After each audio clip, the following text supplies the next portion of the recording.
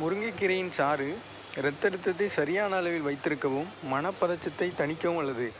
முருங்கைக்கீரையை வாரத்தில் 2 நாட்கள் சமைத்து சாப்பிட்டு வந்தால் வாழ்க்கை முழுக்க ஆஸ்பத்திரிக்கு போக வேண்டிய அவசியமே வராது. சர்க்கரை நோயாளிகளுக்கு முருங்கையை போன்ற மாமருந்து இந்த உலகில் வேறு எதுவுமே இல்லை. மனிதர்களுக்கு தேவையான 20 அமினோ அமிலங்களில் 18 இந்த கீரையில் உள்ளது. மனித உடலால் தயாரிக்கப்பட்ட இயலாத 8 வகை அத்தியாவசிய அமினோ அமிலங்கள் கொண்ட அசைவ உணவுகளில் மட்டுமே கிடைக்கும். ஒரு கைப்பிடி முருங்கைக்கீரையை 1 டீஸ்பூன் நெய்யில் வதக்கி மிளகு மற்றும் சீரகம் பொடித்து போட்டு தினமும் காலையில் சூடான சாதத்தில் பிசைந்து சாப்பிட ஹீமோகுளோபின் அளவு பல மடங்கு அதிகரிக்கும். குழந்தையின்மை பிரச்சனைக்கு முருங்கைக்கீரை உகந்த தீர்வாக பயன்படுகிறது.